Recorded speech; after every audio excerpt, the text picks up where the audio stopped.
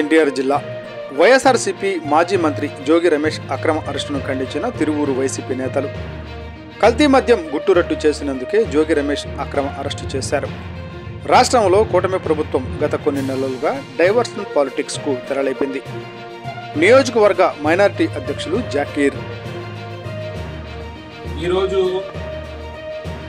ఆంధ్ర రాష్ట్రంలో ఎక్కువ రాజ్యాంగం అనేది చాలా చాలా బాగా చేస్తున్నారు. కూటమి ప్రభుత్వ నాయకులు ముఖ్యమంత్రి చంద్రబాబు నాయుడు గారు, నారా లోకేష్ గారు దీని మీద చాలా శ్రద్ధ పెట్టి ప్రశ్నించే గొంతులు నొక్కేయడానికి చాలా కష్టపడుతున్నారు. చిత్తూరు జిల్లా తంబలపల్లి అది ఎక్కడుంది, ఇబ్రాహీంపట్నం ఎక్కడుంది? ఈ లిక్కర్ స్కామ్ లో మొదటి ముద్దాయి అయిన జయచంద్రారెడ్డి అనే వాడు ఇన్ఛార్జ్ తెలుగుదేశం. అతని అనుచరుడు అయిన జనార్దన్ రావు అనేవాడు సౌత్ ఆఫ్రికా. అతను ఒక స్కామ్ తీసుకుని వచ్చి ఒక లిక్కర్ కల్తీ మద్యాన్ని తయారు చేసి 48 కోట్లు లిక్కర్ అంటే లిక్కర్ అనేది చీప్ లిక్కర్ లాంటిది 48 కోట్లు బాటిల్స్ తయారు చేసి దాన్ని 5,280 కోట్ల స్కామ్ అది. ఇది కూటమి ప్రభుత్వం చంద్రబాబు నాయుడికి తెలియదా ఇది స్కామ్ జరుగుతుందని? ఈరోజు జరుగుతున్న పరిణామాలు ఏ విధంగా ఉన్నాయంటే, దొంగ అని ఎవరిని చూపిస్తున్నారో, ఎవరు ప్రశ్నిస్తున్నారో వాళ్ళని నొక్కేయడానికి చంద్రబాబు నాయుడు కంకణం కట్టుకున్నాడు. మన మైలవరం ఇన్ఛార్జ్ మాజీ మంత్రి వర్యులు, మన బీసీ నాయకుడు గౌడాస్ జోగి రమేష్ గారు దాన్ని ఏలెత్తి ప్రశ్నించడం వల్ల అతన్ని అరెస్ట్ చేయడం ఎంత దారుణం అంటే, మొన్న అతను బూర్ద స్కామ్ లో భారీ ర్యాలీ తీసుకొని దాన్ని ముట్టడి చేయడానికి ఎంతుంటే అతన్ని అరెస్ట్ చేశారు. ఈ రోజు లిక్కర్ స్కామ్ లో కూడా అతన్ని ఇరికించడానికి అసలు జరిగిన పరిణామం ఏంటంటే, ఏవన్ జనార్దన్ రావు ఆయన వ్యక్తి అతను అరెస్ట్ అయిన 15 రోజులు 16 రోజుల తర్వాత ఒక వీడియో అనేది బయటికి తీసుకొచ్చారు. రిమాండ్ లో ఉన్న వ్యక్తికి ఆ వీడియో ఎలా వచ్చింది, ఆ ఫోన్ ఎవరిచ్చారు, ఎవరి ద్వారా అది బయటకు వచ్చింది, దీనికి ఎవరు కారణం, దీనికి లోకేష్ సమాధానం చెప్తాడా, లేకపోతే చంద్రబాబు నాయుడు సమాధానం చెప్తాడా, లేకపోతే పోలీస్ డిపార్ట్మెంట్ సమాధానం చెప్తాడా?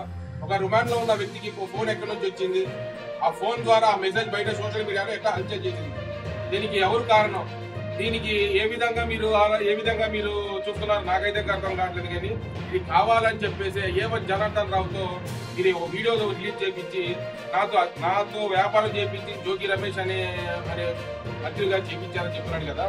ఈ రోజు అతను ఏ విధంగా మీకు పరిచయం అయ్యాడు, అతనితో మీకు ఎన్ని సంవత్సరాల నుంచి పరిచయాలు ఉన్నాయో, 2023 నుంచే మాకు పరిచయాలు ఉన్నాయని చెప్పేసి ఏవన్ జనార్దన్ రావు చెప్తున్నాడు. 2023లో కనుక వైసీపీ గవర్నమెంట్ లో ఉన్నట్టయితే ఆ రోజు జోగి రమేష్ గారు మీతోనే కలిసి వ్యాపారం చేసేవాడు కదా, అతనే ఎందుకు పట్టించాలో మిమ్మల్ని? ముద్దాయిని మిమ్మల్ని ఏవన్గా మీకు ఆల్రెడీ అక్కడ లిక్కర్ స్కామ్ జరుగుతుందని చూపించిన వ్యక్తిని మీరు అరెస్ట్ చేశారు. అంతటికి ఇంకొక మాట ఏంటంటే, అతను కనకదుర్గమ్మ సాక్షిగా ఒక అమ్మవారి గుడిలో డైరెక్ట్ గా అతను కర్పూరం చేతిలో పెట్టుకుని అమ్మవారి సాక్షిగా అతను ఇచ్చేసాడు. దానికి మీరు సమాధానం చెప్పలేకపోతున్నారే.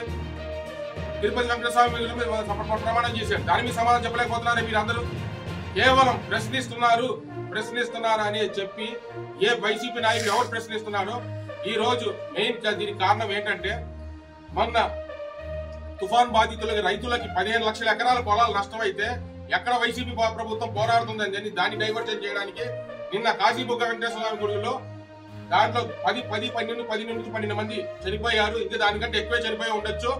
దాన్ని డైవర్షన్ చేయడానికి ఇది ఎక్కడ కూటమి ప్రభుత్వం మీద ఎక్కడ మీద పడతారో వైసీపీ నాయకులు అని చెప్పేసి ముందు దీన్ని డైవర్షన్ చేయాలని చెప్పేసి చంద్రబాబు నాయుడు అండ్ వీళ్ళందరూ కలిసి జోగి రమేష్ గారు అరెస్ట్ చేయడానికి మెయిన్ నిదర్శనం ఇదే.